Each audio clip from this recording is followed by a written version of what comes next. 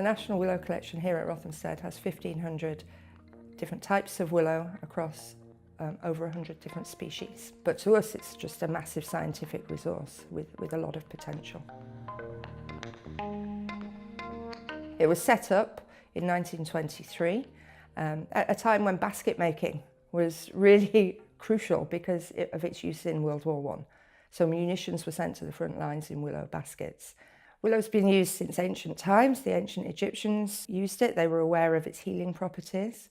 Hippocrates wrote about it in the 5th century BC.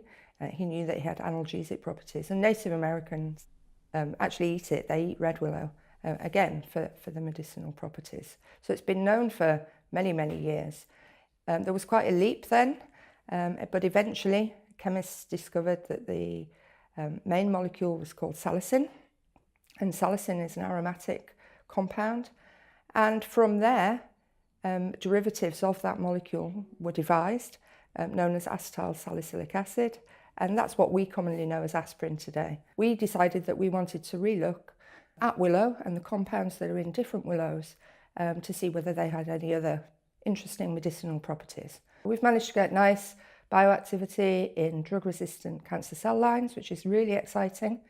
And they're from very specific willows that are in our National Willow Collection here at Rothamsted. And then on the flip side, we have molecules that might be more appropriate for things like neurodegenerative diseases such as Parkinson's or Alzheimer's. We work with collaborators at the University of Kent, and they told us all about drug resistance in cancers. And this is a really big problem. So you can start treatment and the treatment can be going quite well for a specific cancer. And then drug resistance causes a problem. So you have to then have drugs that work in different ways and maybe several drugs to actually treat an aggressive cancer. So being able to find a new molecule that has activity in cancer cell line that's been grown up on known drugs is really exciting. It might mean that the compounds that we have work in a completely different way.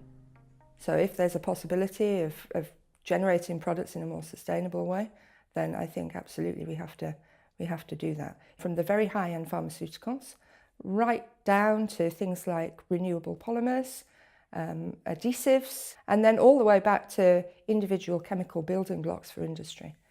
So that they can be the starting points. Fossil fuels are a limited resource and they will run out one day. And if you ask the question, where are our everyday products going to come from?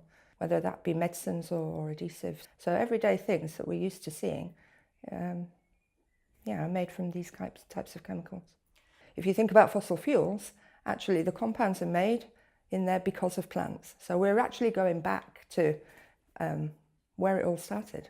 Plants are pretty clever, so they can do reactions that if you were trying to make a compound in a lab, you might end up with a mixture of different variants. But the plants can do these reactions very specifically. So in some ways it's better that the plant can make it, but it's only viable if the plant can make enough of it to suit what's required in the marketplace. And that's what we're working on. And what we're looking to do is really to make dual purpose crops to add value to the biomass chain. So willow is known as a biomass crop. It's currently burnt in power stations for energy. But for a farmer to grow that, it's not the most valuable crop that he can grow. However, if you can extract compounds before that wood chip goes off to be burnt, then you're adding value to the crop generally. And we'd like to actually see some of these compounds actually become products that lots of people know about rather than just a few of us.